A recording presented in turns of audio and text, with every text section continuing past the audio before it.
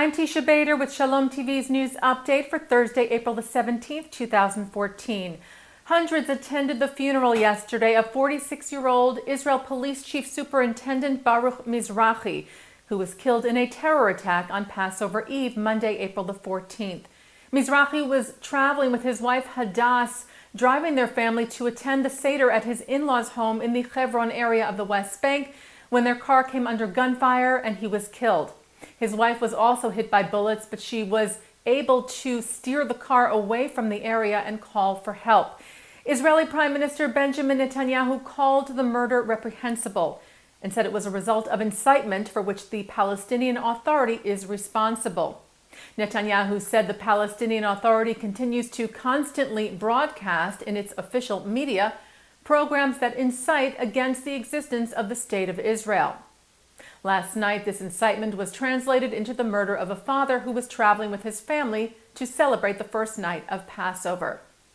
There are conflicting reports regarding whether the Palestinian Authority condemned the killing of Mizrahi. Israeli Knesset member Nitzan Horowitz of the Meretz Party said that Palestinian Authority President Abbas denounced all terror when he, together with other Israeli lawmakers, met with the PA president yesterday in an effort to push the deadlocked peace talks. Horowitz told the Jerusalem Post Abu Mazen, referring to Abbas, said this specifically. He emphasized his disgust from bloodshed and terrorism. He said he's willing to participate in the investigation of the attack and to bring those accountable to justice. Palestinian Minister of Religious Affairs Mahmoud al-Khabash told reporters in Ramallah that the PA condemns the murder of any person regardless of their background, and PA President Abbas spokesman Nabil Abu Radene said that Abbas opposed violence and the return to violence but did not officially speak out against the attack. The Times of Israel reports that Abbas said he would only publicly condemn the killing of Mizrahi when a full investigation of the incident was completed. Baruch Mizrahi had served in the IDF for 25 years, holding several senior positions in intelligence units. He was drafted into police intelligence a few years ago, where he served as head of the technology department.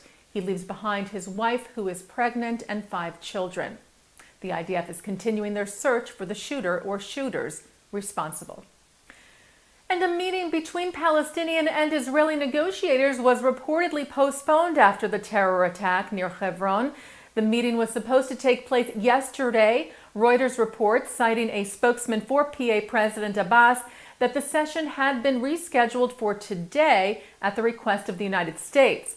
A Palestinian official told the French news agency AFP that the meeting was postponed to allow for the return of U.S. peace envoy and mediator Martin Indyk. An Israeli official said it was due to the terror attack Monday night. U.S. State Department spokesperson Marie Harf confirmed that Indyk was on his way back to the region. She also said last night that the Israelis and the Palestinians have been meeting regularly and that talks were now completely focused on extending negotiations past the approaching April 29th deadline. Earlier this week, State Department spokeswoman Jen Psaki reiterated the U.S.'s support for the continuation of peace talks. At a press conference on Tuesday, Psaki said there are steps that both parties would need to take in order to improve the conditions for peace, but the parties remain highly engaged. Both parties tell us they want negotiations to continue, and they're searching for a path to do just that. The Jerusalem Post reports that Abbas spokesman Abu Radene said during a press conference in Ramallah that there was already an agreement to continue the talks past the April 29th deadline. He reportedly said the Palestinian commitment is clear to the Israelis and the Americans, and this commitment is that the talks will continue until April 29th and that Israel should release the 4th group of prisoners, referring to the last round of 26 Palestinian security prisoners, which also includes 14 Israeli Arabs. Clashes erupted today between the IDF and Palestinians demonstrating in Hebron, marking Prisoner Day, protesting against Palestinian prisoners held by Israel.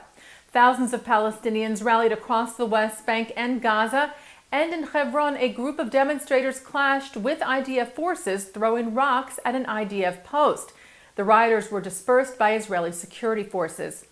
Last night, several Palestinians were injured when riots broke out also in Hebron. 7 Palestinians were reportedly injured there when dozens of demonstrators threw stones at an IDF post near the Jewish settlement of the city, and Israeli forces had to use riot dispersal methods to deal with the situation. And following clashes in Jerusalem at the Temple Mount, Israeli police closed the holy site to visitors this morning. Army Radio reported that Israeli police arrested 6 Arab youths suspected of rioting incidents at the site, including throwing stones at visitors there over the last few days.